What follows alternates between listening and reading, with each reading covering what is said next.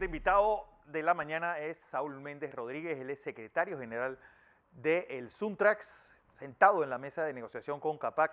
Hay una oferta de CAPAC de 7 centavos la hora por los próximos 4 años. Este es el único punto de división que hay en esta negociación. ¿Y qué tan inminente puede ser una huelga del Suntrax ante ya agotado el tiempo de esta negociación? Saúl, buenos días. Buenos días, Fernando. Un saludo a ti, un abrazo a los que contigo están laborando, a quienes nos van a escuchar y ver por los medios tradicionales y por las redes sociales. Fíjate, yo creo que es importante hacer un breve antecedente. El 10 de septiembre del año pasado presentamos a los empresarios del proyecto de convención colectiva. Debo decir que del 100% de las cláusulas 155, el 80% se plantearon como cláusulas iguales, es decir, que las manteníamos iguales en el convenio, y presentamos un 20% para modificar, actualizar y demás como salud y seguridad, y también los salarios. Hemos negociado con ellos vía directa desde septiembre, octubre, noviembre, diciembre, y en el mes de enero ya había la decisión del sindicato de presentar el pliego de peticiones al Ministerio de Trabajo. Allí, una vez se le dio traslado a ellos tenían 5 días para contestar y después hubo 10 días para negociar. El Ministerio de Trabajo, en esa política nefasta que ha tenido en medio de esta crisis estructural y de la crisis de la COVID, legisló un decreto ejecutivo que firmó Doris Zapata y Cortizo, que suspendieron los términos de la negociación de convenios colectivos y otros procesos que se llevan en la Dirección General de Trabajo, después una resolución ministerial, y esto extendió este tema. El 8 de marzo finalizaron los términos de los 10 días de negociación y entramos en lo que la ley define, que son 20 días hábiles para que, si no se llega a un acuerdo, el sindicato pueda declarar una huelga con 5 días de anticipación. Eso empezó a correr a partir del 9 de marzo. Obviamente nosotros tenemos que entrar en el debate interno, la democracia interna de Suntra. Hoy a las 8 de la mañana vamos a reunir su junta directiva, que ya estamos convocados todos aquí a nivel nacional, donde nos vamos a reunir, y a partir de allí fijaremos fecha de asamblea general con propuesta de fecha de posible entrada a una huelga, y se sigue negociando. Lo importante aquí no es la huelga, porque yo veo toda clase de titulares sensacionalistas que muchas veces critico, Fernando, a través de esta ventana que tú abres afortunadamente. Y desde ayer veo TVN, MECON en una actitud sensacionalista, escucho sus radios donde critican, hablan, pero lo más seguro todos los que hacen eso no estudian este tema. Y finalmente empieza lo que yo llamo el terrorismo mediático para tratar de virar una situación que en realidad nosotros lo que esperamos es que se siga citando a las partes y que podamos llegar a un acuerdo sin tener que entrar en una huelga. Pero el procedimiento legal, el derecho democrático, la convención, los convenios internacionales 87 y 98, la constitución política de la República, la declaración de los derechos humanos, que es universal, contempla en este sistema la posibilidad de que los trabajadores hagan huelga en un momento que tienen reivindicaciones concretas en su puesto de trabajo. Pero empiezan a satanizarse las cosas. Los empresarios han ofrecido 7 centavos y 4 años. Eso es miserable. 1 centavo de aumento el primer año, este año, 2 centavos el segundo, 2 centavos el tercero y 2 centavos el cuarto. Nosotros le hemos dicho, nosotros no hemos llegado aquí a pedir limosna, venimos a pedir salarios que ayuden a paliar la situación, aumentos de salario que ayuden a paliar la situación del alto costo de la vida. El negocio de la construcción, sí es cierto que se ha visto impactado del año 18 al 20, esto es importante, del año 18 al 20, cuando empezó la crisis sanitaria, de 70.000 puestos de trabajo solo habían 23.500. Y después toda la crisis ha impactado también y obviamente los puestos de trabajo han ido disminuyendo. Pero el negocio de la construcción, los bancos, las aseguradoras, las reaseguradoras, los inversionistas o promotoras, el constructor, todos ellos van a tener ganancia en el año 2022, 2023, 2024 y 2025.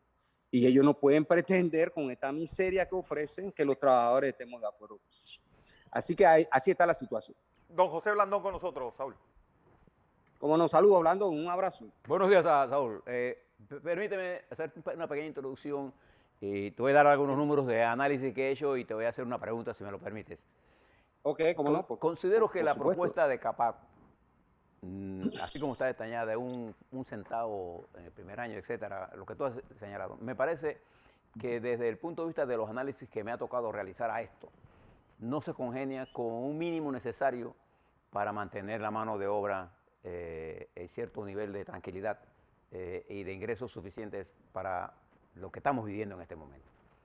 Entonces, si tú miras el incremento de salarios que propone CAPAC y miras la curva del incremento de del alza que se va a mantener y miras el despegue que la economía ha tenido en el año 21 con 15.7%, esperamos un crecimiento de 7%. Yo creo que es importante que CAPAC mejore su oferta a Suntrack y que permita entender una cosa.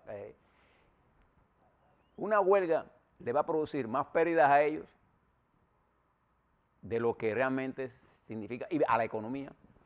Y yo veo que la decisión de Suntrack de aceptar el 80% de las cláusulas, estamos concentrándonos en un problema vital, que es el problema del salario, pero la propuesta de CAPAC me parece en este momento una propuesta demasiado baja para el movimiento de los trabajadores de la construcción. No se encaja con las realidades ni del mercado laboral. ¿Cuál es tu opinión sobre eso? Totalmente su análisis es acertado. Y nótese que la posibilidad nuestra de negociar con ellos y sacar más del 95% de las cláusulas, eso se cumplió en el mes de noviembre.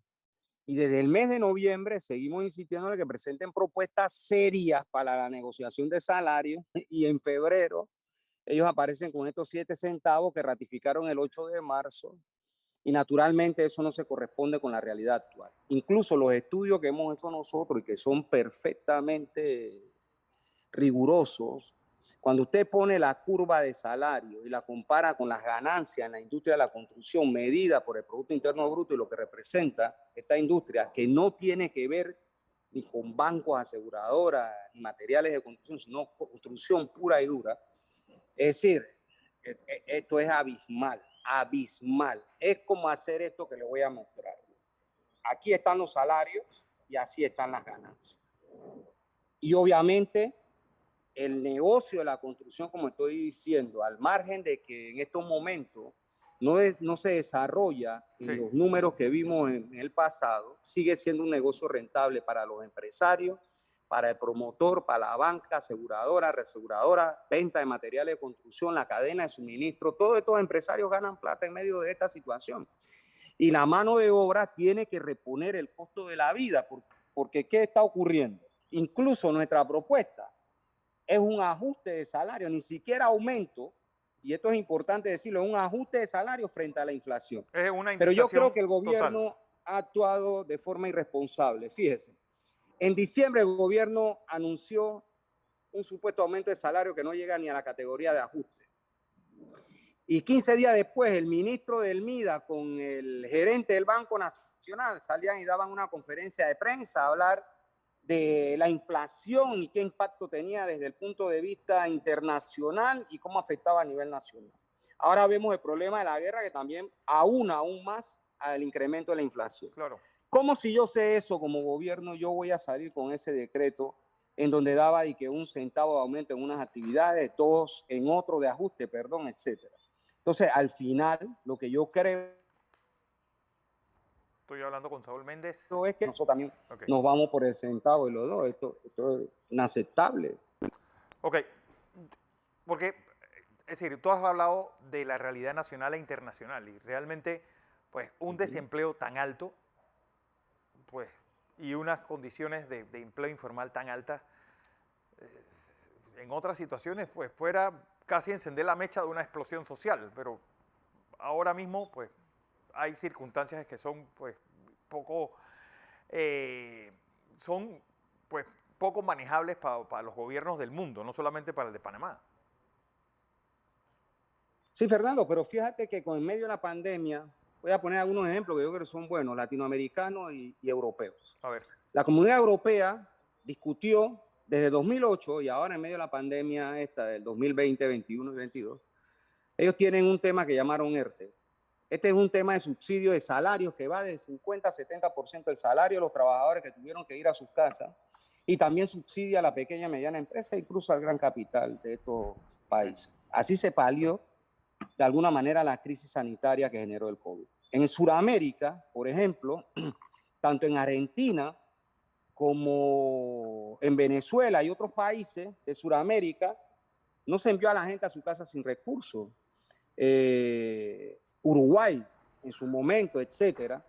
Todos buscaron una forma de paliar esta situación. Ahora, los problemas estructurales de Panamá, ¿cuáles son, Fernando? Por un lado, este desarrollo económico que hemos tenido en el sector terciario, que históricamente, Sí, no en marzo del 2020, ¿perdón? Sí, sin valor agregado que no deja el sector terciario, Correcto, obviamente sin valor no hay agregado, forma. correcto. Pero en marzo del 2020, hace 2 años, cuando empieza la pandemia, estábamos arriba del 45% de la población económicamente activa en la informalidad. Y le van buscando nombres, ustedes saben cómo es esto. Sí. Trabajadores de cuenta propista, informales, ahora le llaman innovadores, en fin, le van buscando nombres para ir al emprendedores y bueno, en fin. Pero la realidad es que la economía como está estructurada, a partir de esa situación ya te dice que hay un problema. Ahora le sumamos lo de la pandemia. Lo de la pandemia hace que los dígitos suban el año pasado a más de 57%, es decir, digamos que un 10%.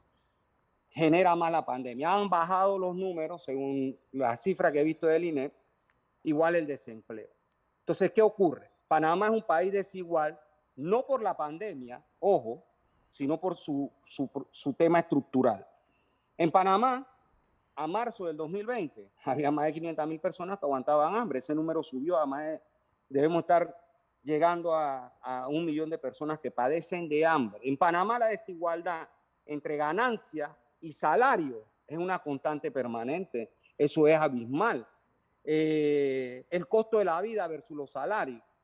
Los sistemas que son necesarios para la vida humana, educación pública, salud pública, transporte, alimentos, los servicios básicos, electricidad, agua, todo eso no le llega a toda la población y los precios se encarecen.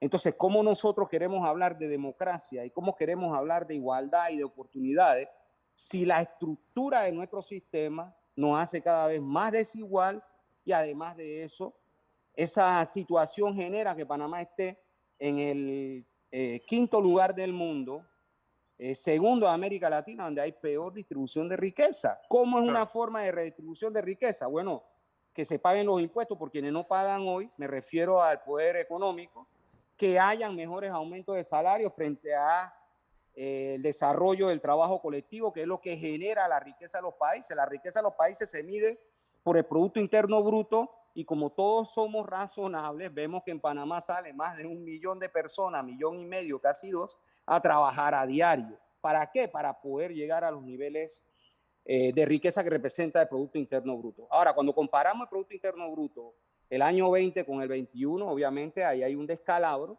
porque el 20 cayó más de menos 18%, comparado eso al 21, hubo una recuperación. Todos los organismos de seguridad, que miden el tema de la economía para América Latina, el Fondo Monetario, la CEPAL, entre otros, Banco Mundial, las mismas estimaciones empresariales hablan de posible crecimiento en Panamá de 7%, pero ellos quieren mantener la misma estructura de desigualdad que existe en el país. Esto no puede seguir de esta manera. Y al final, esto es lo que se discute en un convenio colectivo cuando estamos hablando de salarios versus trabajo, ¿no? Claro. Entonces, naturalmente, es parte de lo que nosotros tenemos que resolver. Saúl, vi que en la sede del Suntrack allá en Avenida Perú, ustedes tienen un letrero apoyando a Gustavo Petro, a la presidencia de Colombia. Bueno, no es nuestro, advierto, es de Colombia Humana. Ajá. Nosotros nos pidieron una reunión al Frente Amplio por la Democracia, los representantes de Colombia Humana aquí, y establecimos pues, los vínculos necesarios entre el proyecto político Colombia Humana y el Frente Amplio por la Democracia. Y en el marco de la solidaridad, el espacio que se ha cedido es para, en efecto, han puesto la propaganda allí de Gustavo Petro, ¿no?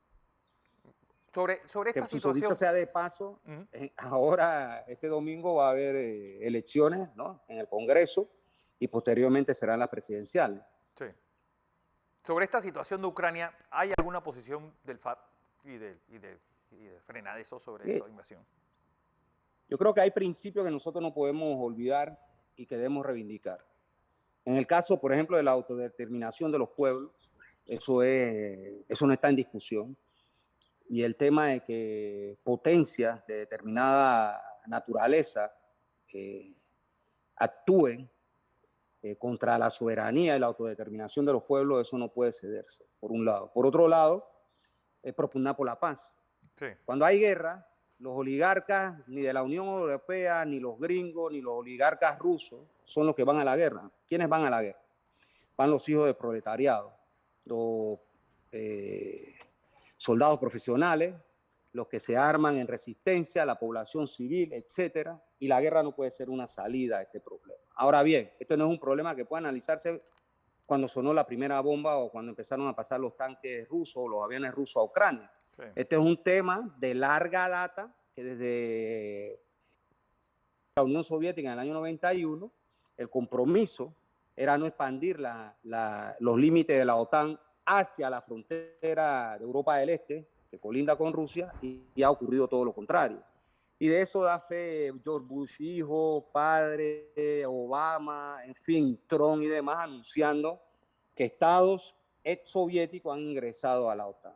En el caso de Ucrania en particular, la intención de entrar a la OTAN, la intención de incorporarse hacia allá, el golpe de Estado de hace 8 años, el tema de la guerra en el Donbass, con las repúblicas independientes que se proclamaron desde ese momento, nadie la había reconocido, ni los rusos hasta ahora. La guerra que ahí se ha desarrollado, que ha arrancado la vida de 14.000 personas, todo eso hay que analizarlo para ver el contexto actual. Y el problema es que es geopolítico, son los intereses, por un lado, hegemónicos de lo que los norteamericanos creyeron que habían conquistado el mundo y que ellos lo gobernaban, y de lo que en efecto el mundo es multipolar, los intereses son distintos y no puede gobernarlo un imperio. Todos los imperios han caído en la historia de la humanidad y naturalmente esto no puede seguirse dando. Ahora el problema es que si se desarrollaban laboratorios con armas químicas o biológicas, que está saliendo como parte de la información, no estoy de acuerdo con la censura que se han impuesto de los medios rusos. Aquí no se le puede obligar a la humanidad solo a escuchar una parte. Toda persona tiene el derecho de informarse y sacar conclusiones. Pero también no puede ayer ser que la línea mediática cerraron sea una sola. Dos medios en Rusia, una televisora y una radio. Le quitaron la licencia por estar opuestos a Putin. Sí, escuché eso, lo cual obviamente tampoco lo comparto, pero comparar dos medios, una televisora y una radio, contra el resto del poder mediático de Occidente, eso no tiene parangón. Se parece a la propuesta de los empresarios de la capa de los 7 centavos. Oye, es decir, aquí todos tenemos derecho a escuchar. Por lo menos yo, cuando quiero intervenir sobre un tema, primero lo estudio y después veo las distintas caras. Veo los medios noticiosos, si se quieren, occidentales, pero también veo los medios noticiosos rusos y voy estudiando, leyendo y voy sacando conclusiones, veo análisis. Es decir, aquí no puede permitirse pensamiento único, la imposición del pensamiento único no puede existir. Y yo creo que hay que abrir para que la gente escuche y no sea papagayo. Es decir, yo repito lo que escucho de otro, no. Sí. Yo entiendo lo que está pasando, tengo la capacidad de discernir, de analizar, de hablar, de proponer, incluso hasta de luchar y tener conclusiones en torno a un tema. Y no puede haber imposición de pensamiento único. Por último, Saúl, la inscripción del FAT, ¿cómo va? Fíjate, no nos ha ido como hemos querido por la pandemia. Cuando se logró abrir esto para inscribir ha sido a través de una plataforma deficiente que el Tribunal Electoral ha tenido, ha tratado de mejorar, pero eso en realidad es un problema. Aquí mismo en lugares de la ciudad de Panamá o las capitales de provincia es un problema entrar a la plataforma, de repente hay 30 personas delante y hay que esperar media hora, nadie va a esperar media hora para inscribirse, en fin. Claro. Hay esos problemas que se han presentado con la plataforma. No pensamos que como bajaba el problema de la incidencia del COVID, podría ser que se regresaba a las mesas estas presenciales, pero eso no ha sido posible porque obviamente después que se abrió la economía el trimestre pasado, del año pasado, el último trimestre del año, pues entonces los números volvieron a dispararse de contagio y de muerte. Entonces, en verdad, no hemos logrado el objetivo que nos hemos planteado. Estamos inscribiendo, obviamente, en esas condiciones, pero no alcanzamos los números que debemos alcanzar. Además, debemos recordar que en estos momentos la legislación establece que el partido que no está inscrito a junio de este año, pues no puede participar en las elecciones del 24. Entonces la situación un tanto está así. Nosotros vamos a hacer todo el esfuerzo posible por tratar de llegar al número, en lo poco que falta, para que el FAT sea una opción, ¿no?, en el 2024.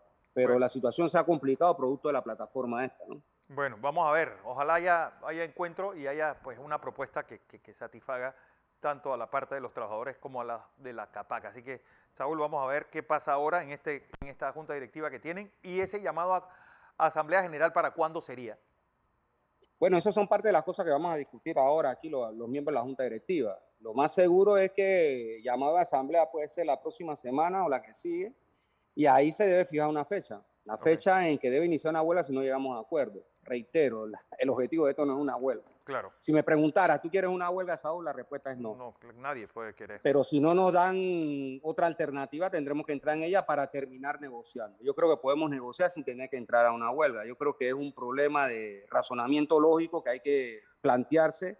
Desde un primer momento le dijimos al empresario, esta negociación tiene que ser una negociación pragmática, y la posición de Suntra ha sido pragmática en medio de esta discusión, pero no hemos sido correspondidos, por ejemplo, en materia de salario. Lo demás ha salido, como lo hemos informado, pero hay que llegar a un acuerdo que sea real en materia de salario. Así es. Saúl Méndez, gracias por estar esta mañana con nosotros. Fernando, gracias por la oportunidad. Tú sabes que siempre esta es una ventana. Como siempre denuncio antes de irme el tema de MECCON y el tema de TVN. Sus medios están cerrados para nosotros.